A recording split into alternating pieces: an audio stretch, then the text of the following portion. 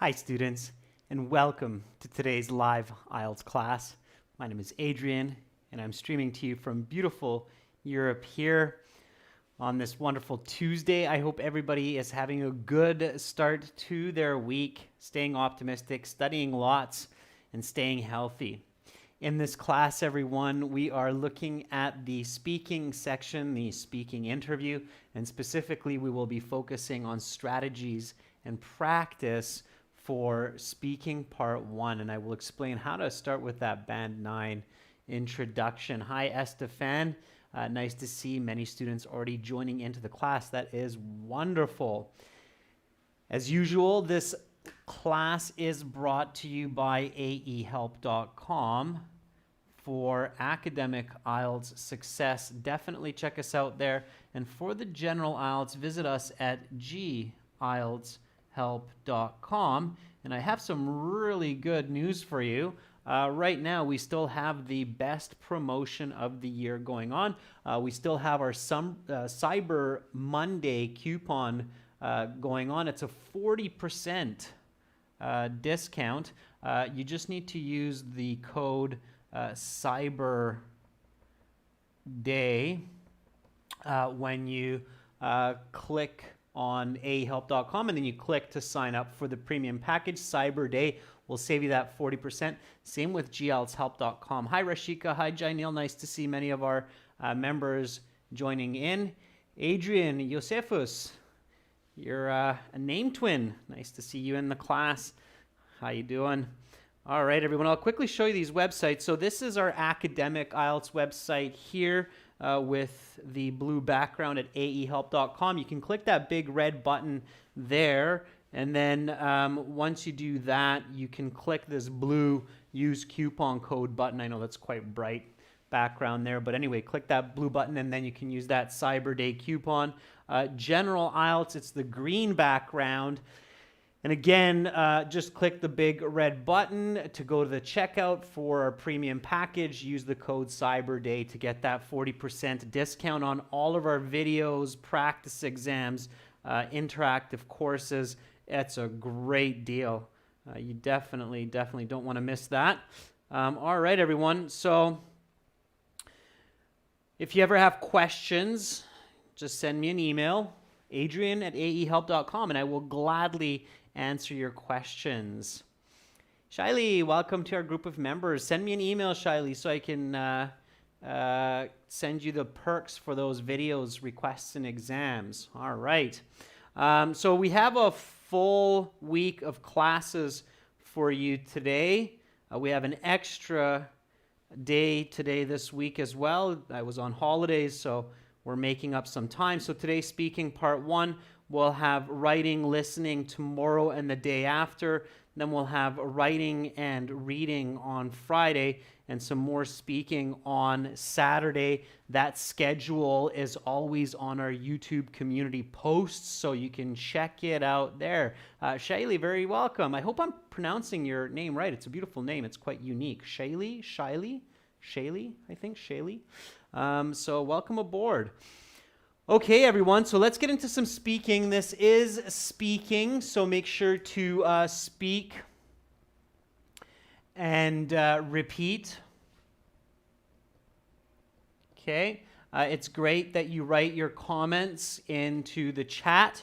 That's good practice for writing, especially if you're doing the computer-based practice exam for your typing as well. What's really important is that you're speaking also, okay? So make sure to speak and really enunciate, okay? Oreo, Gurpreet, I hope that has put a smile on your face. All right, everyone, so the speaking section is roughly a 12 to 15-minute interview. It's personal, it's face-to-face. Now, because of COVID, there are quite a few different variations of the speaking section around the world, depending on where you are. In some places, you do the speaking interview, you have some good social distancing, there's no masks, there's nothing. Most places, you will have to wear at least a mask to do the interview. Some places like China, there's a mask and also a shield, like a plastic plate between you and the examiner, okay? And in some places, like in India and in some other places, they're experimenting with computer-based video chat speaking exams, where you basically go to an exam center to do this. You still have to go to a place, so you don't do it from your home computer, but you're not actually sitting in the same room. So lots of different kinds of scenarios for the speaking interview due to the elephant in the room, COVID. There's a new idiom for everybody, the elephant in the room. It means that it's the big situation that everybody is aware of. Okay, I'll teach you that idiom. It's kind of a good one to know, especially with the elephant in the room, which is COVID in this case. So this is an idiom. Okay, let me just unbold that idiom. It's the elephant in the room. Okay. Again, practice saying these. So elephant in the room. And we say the elephant in the room. It means the most obvious and pressing issue that is commonly known. So that's what this idiom means. I'll give you an example sentence, okay? Due to the elephant in the room, Ielts is forced to experiment with a variety of different speaking interview setups to keep candidates and examiners, I'll get the hang of it, safe or healthy, okay? So that's how that's used, okay? So here we go. Repeat after me. Again, this is speaking, and we're going to do lots of practice today as I explain to you the strategies, okay? So the elephant in the room. Due to the elephant in the room, Ielts is forced to experiment with a variety of different speaking interview setups to keep candidates and examiners safe. The elephant in the room clearly refers to the pandemic, okay? So that's how that works. All right. Okay. Naina, good try. That's not how you would say it. You would say, because of the elephant in the room, I'm stuck at home doing my school assignments. That's how you would say that correctly. Okay, so careful with idioms. Only use idioms if you're 100% certain that you're using them correctly. Otherwise, don't use idioms like this in your speaking if you're not sure, because then it will be confusing and strange for the examiner. So only use idioms if you're 100% sure about their accuracy. Okay? All right. Amanda Lopez, good luck on your exam on December 19th. Again, make sure to check out those websites. They sure will help you. Okay, so let's warm up. Now, when you go to your IELTS speaking exam, make sure that you are confident. You've practiced wearing a mask, especially if you have to do your exam in a mask. If you have to do your exam through a computer, make sure to practice through a computer. By the way, you can practice live video chat speaking on the websites as well. There's a function for that on both of those websites, so you can do that. That's free, so you can do that without paying a cent. And make sure to practice, be confident, be prepared. Now, you want to definitely be smooth, fluent, and clear during the introductions, okay? So there's a saying in English, and I believe this saying exists in most languages, okay? I think a lot of you are familiar with this. First impressions are key, or first impressions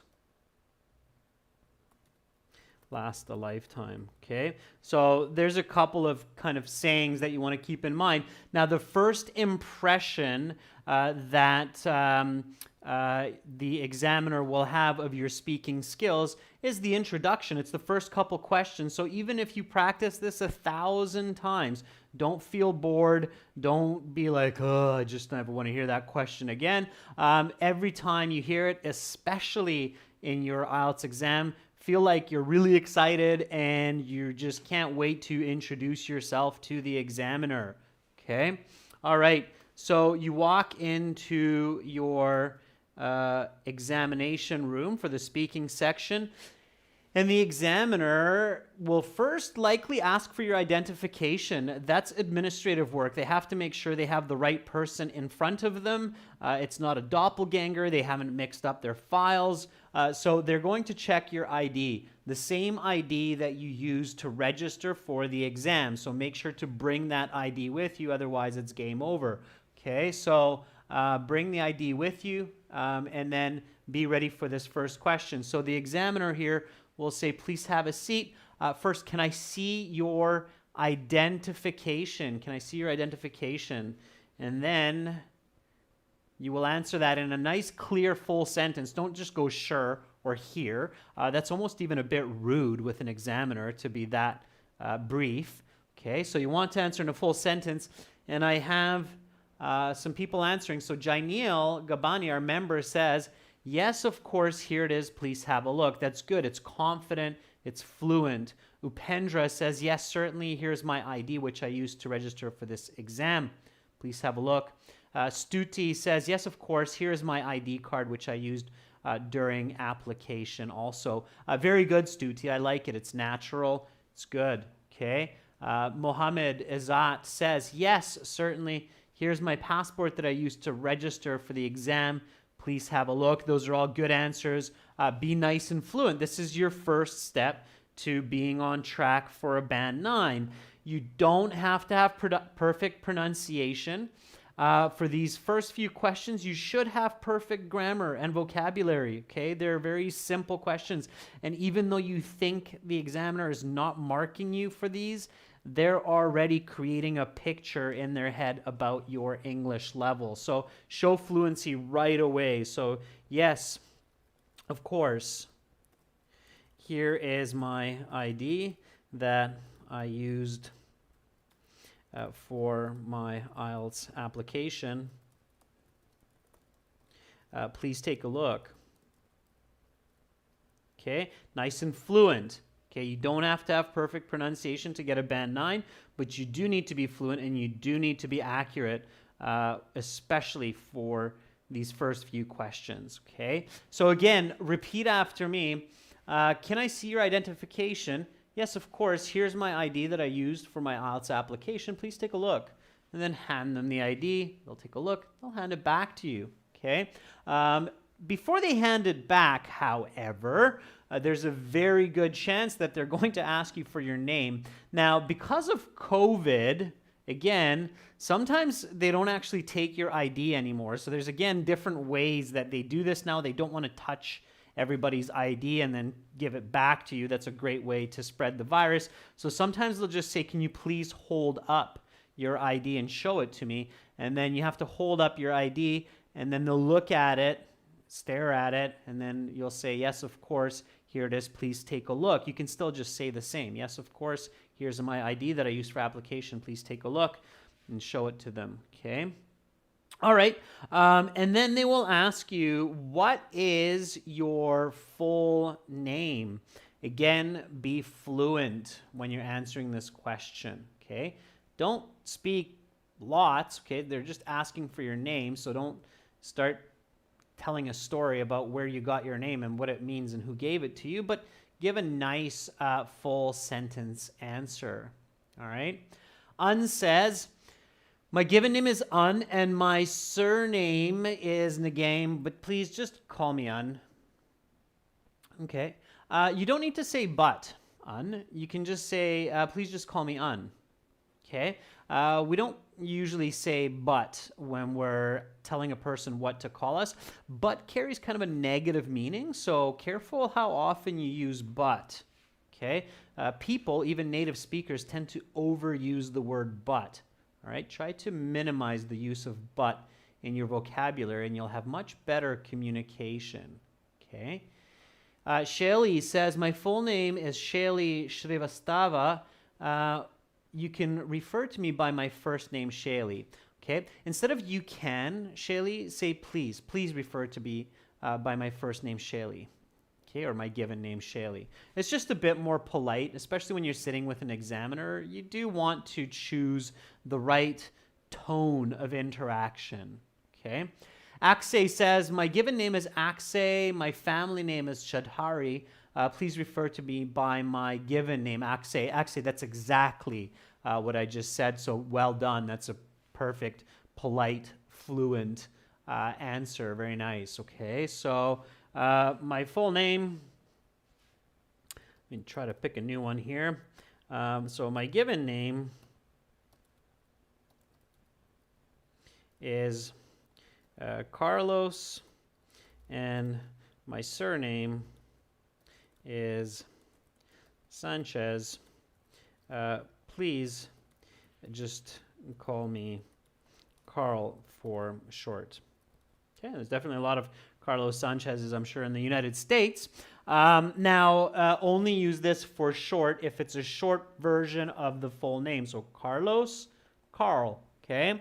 So again, repeat after me. What is your full name? My given name is Carlos and my surname is Sanchez. Please just call me Carl for short. In the US, they'll say family name. In Canada, they'll say family name or surname. And in the UK, they often use surname for family names. Okay, so keep that in mind. Use either or, American, British. It's totally fine. Just make sure you're using the words accurately. Okay. Now, the examiner will say, okay, Carl, here's your identification back. The speaking has 3 parts. I will give you instructions for each part. For part 1, I will ask you some questions to get to know you better and some questions on a general topic. Do you work or study? Very common question. It's an easy icebreaker.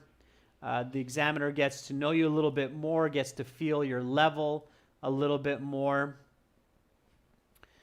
Ferdov says, I'm simultaneously working and studying. I've been working for the past 5 years in St. Petersburg, and I've been learning English since June 2010 in order to continue my higher education at some university. It kind of makes sense that you're going to use English, Ferdov, so you don't have to say that.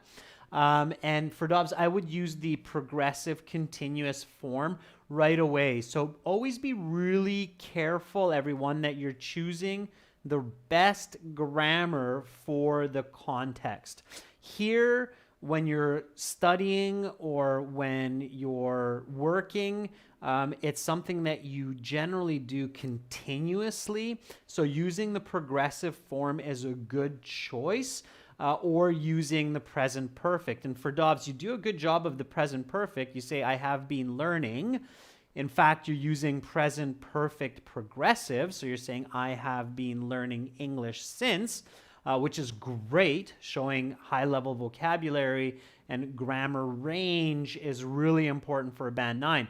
At the beginning for Dobbs, I would start with the progressive form. So I'm simultaneously working and studying in St. Petersburg. So otherwise, quite a nice answer indeed. Simultaneously means at the same time, okay? All right, Rumit Singh says, currently I'm working as a business analyst at a pharmaceutical company going by the name of ANZ Pharma. And you're also obviously studying for the Ielts exam, or you've been studying English because you have some kind of a goal to pursue immigration or further studies. So maybe include a little bit of that. Lei Hai Dang says, I'm currently a student. I've been learning in Vinghuk Gifted High School. And I'm ambitious to study biology in university. Okay, a little bit more, Lei. A little bit more, Lei Hai. Okay, a little bit more.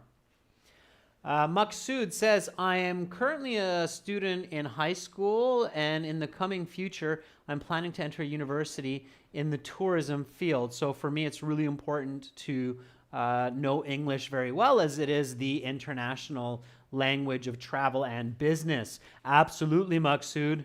You have to be a fantastic communicator using the English language. I agree. Okay. All right. So good. So if you're doing both, emphasize that. A good way to emphasize is to use what's called correlative conjunctions. I've talked about this lots. I will talk about this lots just because it's not used enough. So I'm both working as an Ielts trainer and I'm studying to become a certified British Council agent so that I can further aid people around the world to achieve their goals in studying and traveling abroad. I've been pursuing my work and studies for the past decade. All right. So here we go, everyone. Here's my answer. I just kind of twisted this to be mine, but you can work this kind of grammar with different information to suit your own situation. So again, repeat after me. Do you work or study? I'm both working as an Ielts trainer and I'm studying to become a certified British Council agent so that I can further aid people around the world to achieve their goals in studying and traveling abroad. I've been pursuing my work and studies for the past decade. Okay, so notice my use of grammar. Notice the both, okay, and both this and that. It's a positive. Notice the explanation so that I can, making it a compound sentence. Okay, so I'm giving an answer, an explanation, all within one sentence. That's very, very important to get those higher band scores. Okay, you want to show fluency and grammar range together. All right. And then I switch to another grammar form, just like for Dobbs, I throw a present perfect progressive in there. I've been pursuing my work and studies for the past decade. A decade is 10 years, and that's what's called quantitative language. It means that you're using numbers to clearly express yourself. So you want to use numbers, okay, to express yourself clearly. Okay, everyone, let's go to this next question. So very often the examiners will ask one or two more kind of easy icebreakers where basically a band 3 student should be able to answer them. Okay, so here we go. What is your favorite food? I'd like to find that out from some of you. There's a lot of people around the world, different cuisines, different cultures. I'm sure we're going to see a good number of different answers for this one. Okay.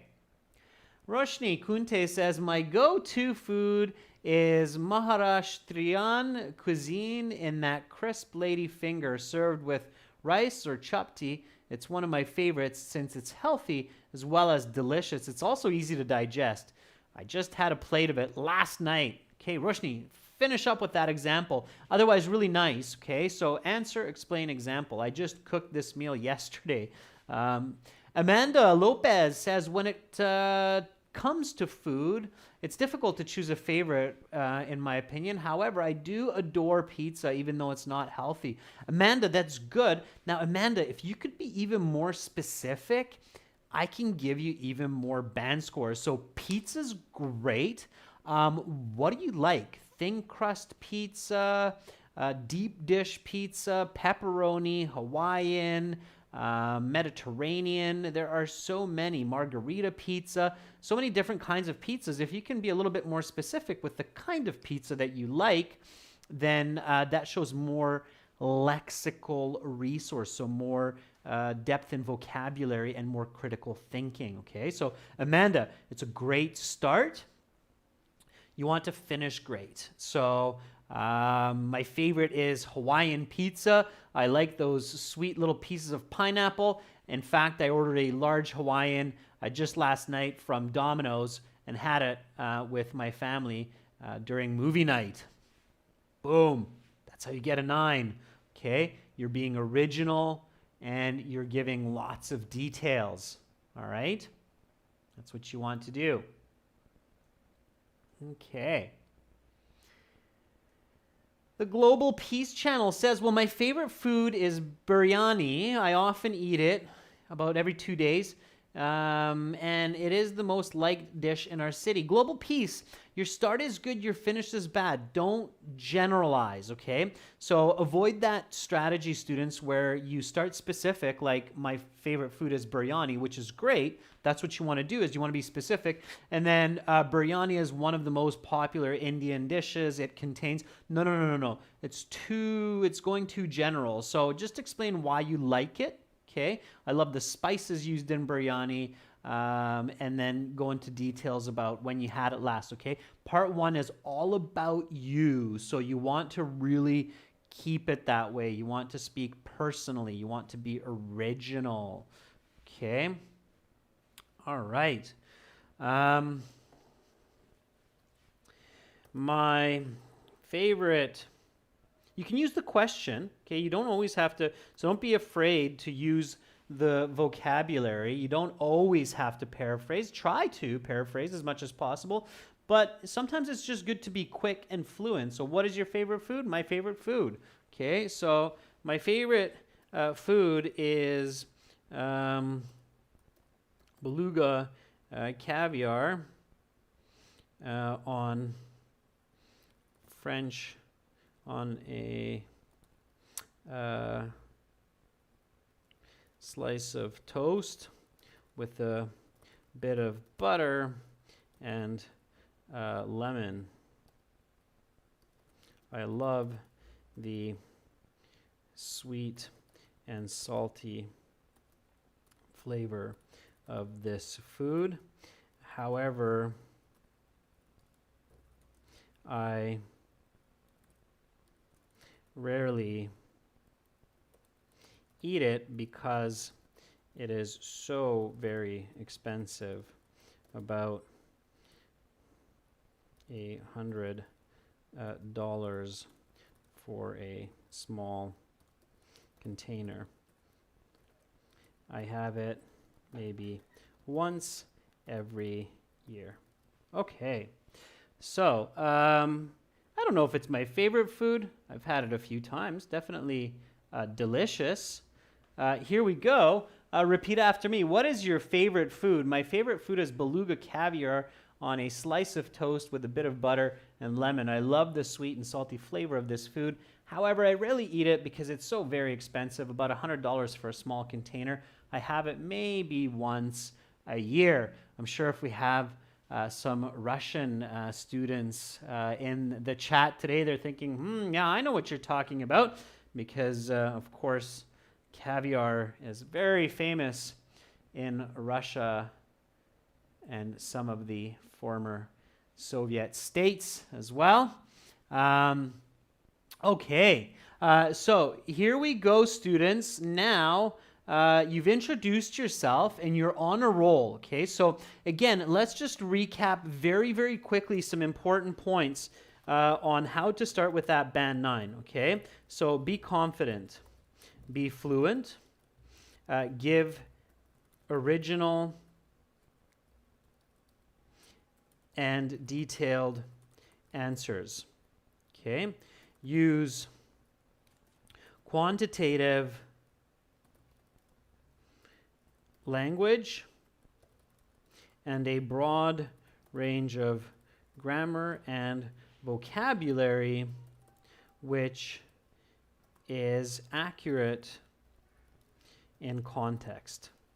Okay, so that's kind of it in a nutshell of what we've talked about so far, and you just want to keep going with that. Okay, now answer, explain, example. Okay, Answer, explain, example. Sunam is asking a question. Sunam says, sir, do we need to mention a single cuisine or food if they ask you this question, what is your favorite food?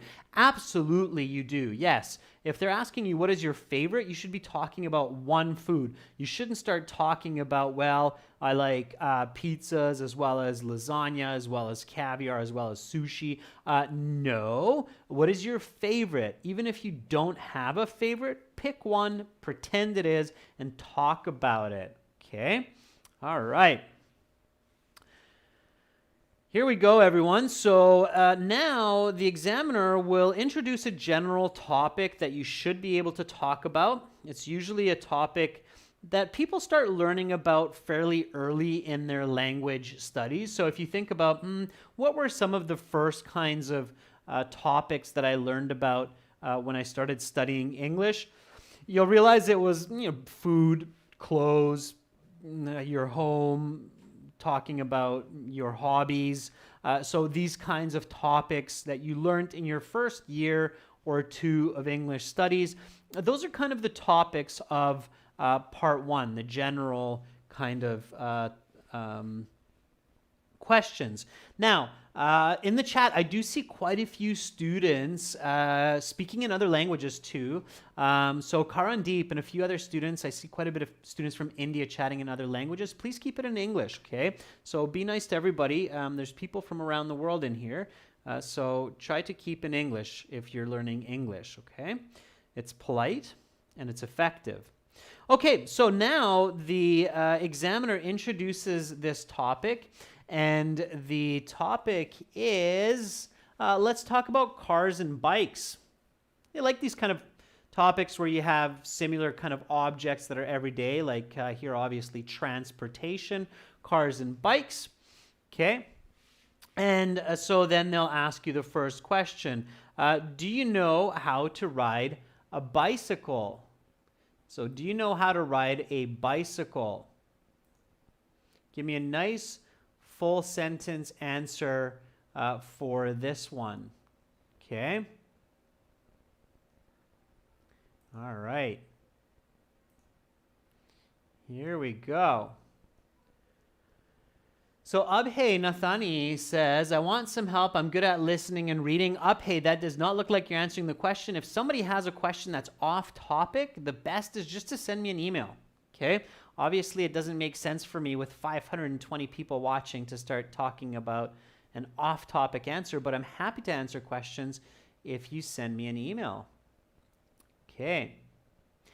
Elite Gamer says, yes, I do know how to ride a bicycle, and I ride it every day to commute to my college, which is around 5 miles away from my house. Okay, very good. Elite Gamer, the word that you're looking for is commute. Okay, so I'll share that word with everybody. It's a verb as well as a noun. Okay, it's every day travel. For example, I commute half an hour to work each day. Okay, so your everyday travel, the correct and accurate verb for that is commute. Okay, all right. So let's keep going here. Munso DX says, yes, absolutely. My father taught me how to ride a bicycle, and nowadays I use my bike to travel long distances, like from my home to university. Munso, very good. I made a couple of corrections to your grammar so that it's more natural. Okay, pay attention to that. Pullen says, yes, I know how to ride a bicycle. Moreover, when I was a child, I had rode my bike of my own. I was terrified because I crashed into a car and I fell. So now I ride my bike carefully. Okay, Pullen, good. I had to make a few grammar adjustments there so that it makes sense. Students, if you're moving across time with your response, so you start in the present, you jump to the past, you jump to the present or even into the future as what you're doing, Pullen, you have to be very careful with the way that you're using your grammar. So you're moving from present tense to present perfect or past perfect. Then you're moving to potentially future perfect or present perfect back. Okay, so be really careful with your grammar control. All right. Rashika says, certainly, yes, I do. I've been riding a bicycle since my childhood. I often use a bike for my shopping because there are many locations near my home, and it helps me to stay healthy. Last week, I rode my bike about 10K to get some veggies and fruits. Sure, Rashika, that's good. Nice use of grammar there. Okay. So, do you know how to ride a bicycle? Indeed, I do. In fact, I love riding my bike. I've been riding bicycles since about the age of 6, at which time my father taught me how to ride.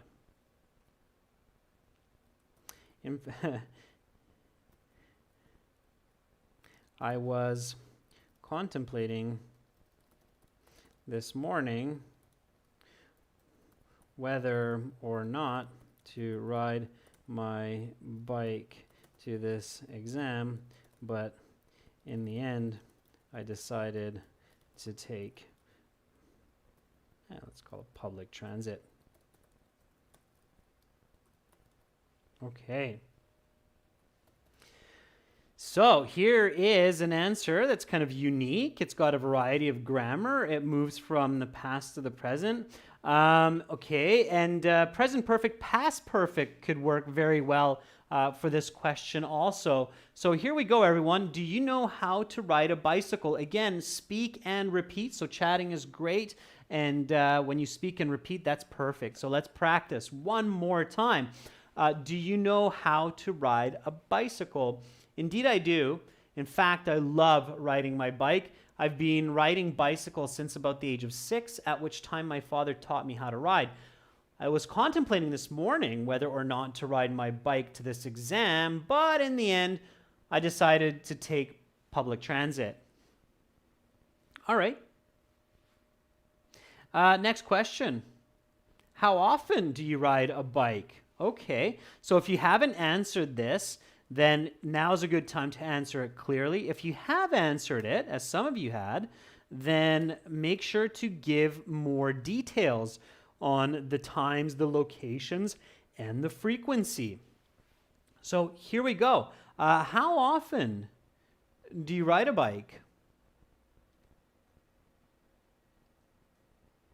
Okay, Mohammed Azat says, I usually use my bike around 4 to 5 times a day, not just to bring my needs, but also when my mom takes me to take my younger brother on it and going on tours with others. Okay, Mohammed, you're moving around a little bit there. Be careful. A little bit of grammar correction definitely needed. All right, Hardik says, certainly, I use my deluxe bike, which is 150 cc's, to commute to college, but due to the pandemic and the lockdown, I rarely use it these days. Just last week, I went to my cousin's home, and that's the most recent time I was on it. Okay, so you're talking about a motorbike, which is okay. It's not clear here with bike whether it's a motorbike or a bicycle, but definitely make sure that you make that clear in your answers. So with regard to my motorbike, I use it 4 to 5 times each day. However, my pedal bike, I haven't used for the past few years, okay? So if you're making a distinction between motorbike and pedal bike, then make that clear, okay? Motorbike versus a pedal bike.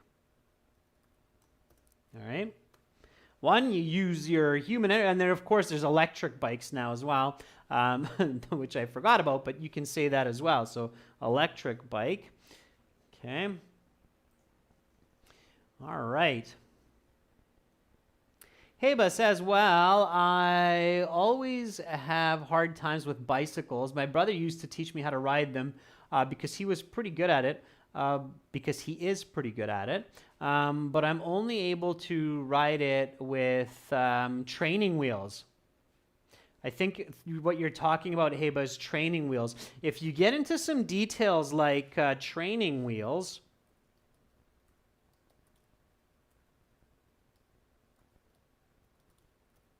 then make sure to know the vocabulary.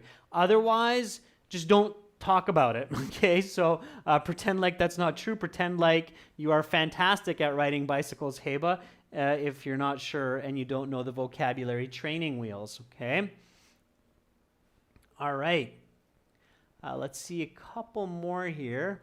Arda says, I ride bicycles every day because it makes me happy and helps me relax. Also, I ride a bicycle with my friends. Nowadays, we can't ride bicycles so often because of the COVID-19 pandemic. Okay, Arda, good. When you're giving your answer to this question, how often, you should always be thinking to go from qualitative to quantitative, okay? So qualitative is like frequently, okay? And then you want to always add the quantitative. So that would be like 3 times a day, okay? So I frequently ride my pedal bike, not only to school, but also for shopping and to meet up with friends. I would say about 3 to 4 times a day. However, with the pandemic right now, this is not the case. Okay? These days, maybe only once or twice a week to get groceries. Okay? So that would be your full, clear answer to this question. Okay, repeat after me. So how often do you ride a bike? I frequently ride my pedal bike, not only to school, but also for shopping and to meet up with friends. I would say about 3 to 4 times a day. However, with the pandemic right now, this is not the case. These days, maybe only once or twice a week to get groceries. Okay, all right. Now, again, make sure to be original. And move from qualitative to quantitative, especially when you have this often, because riding a bike frequently is not the same for everyone. For some people, riding a bicycle frequently is once a week. For some people, riding a bike frequently is 5 times a day. So different strokes for different folks, okay? It means different people do it different ways. And you want to be clear with this, and to be clear, you want to always shift to quantitative information. Practice that, okay? Make sure to practice that, all right? Okay. Here we go. Next question, no surprise, a little bit of a contrast. Okay. How often do you use a car? Okay. How often do you use a car? Give me a nice full sentence for this one. So how often do you use a car? All right. Got some good answers coming up. You can see some nice. Yeah, Shaylee, a motorcycle can be referred to as a bike. You just need to make that clear, as I was mentioning earlier. Jainil Gabani says, well, I don't know how to drive a car, so I never use a car, but I'm planning to learn how to drive next month in the driving school, which is next to my home. Aha, Jainil, careful. I didn't say how often do you drive a car. It's how often do you use a car. How often do you use a car can also mean that you are a passenger. You don't have to be the driver. Okay, so be very, very careful. Pay attention to verbs. That is a big part of getting a good score. Most of us do use cars even though we might not be the driver. Okay. Shaman says, although I have my own car, I rarely use it so that I reduce my carbon footprint. I would say I drive it maybe once a week when I want to go out of the city. Last weekend, I went to a nearby waterfall to relax. Shaman, very nice thoughts. Good string of answer, explain, example. Couple of mistakes with grammar, but you're on the right track. Just keep practicing, okay? You're on the right track. All right, nicely done.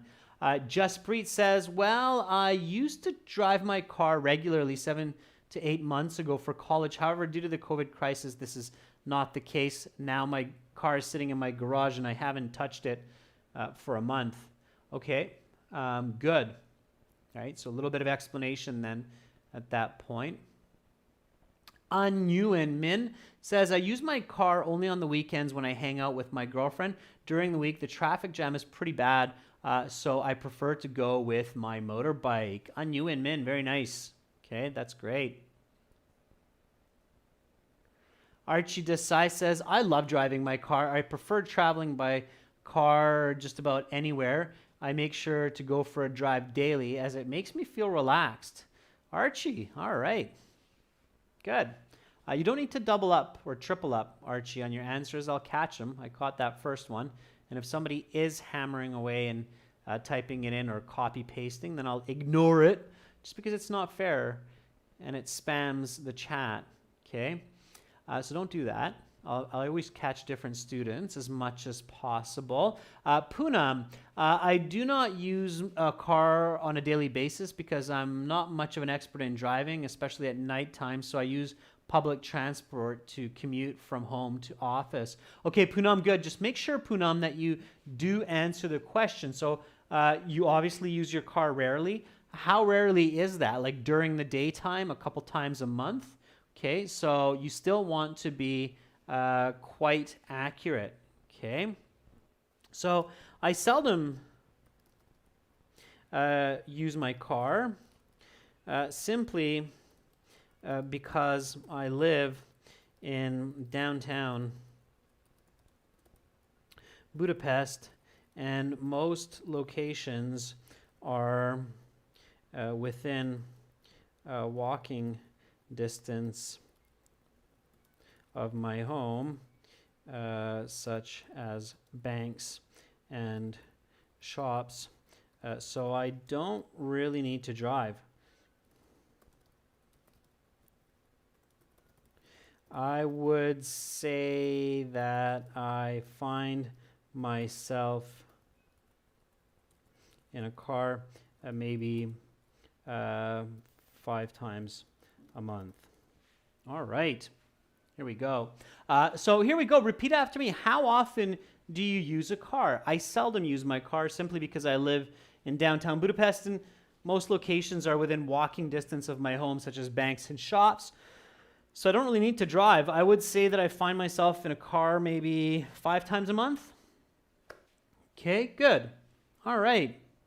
Now, here are 4 more questions for you to practice with. Where do you usually go by car or bike?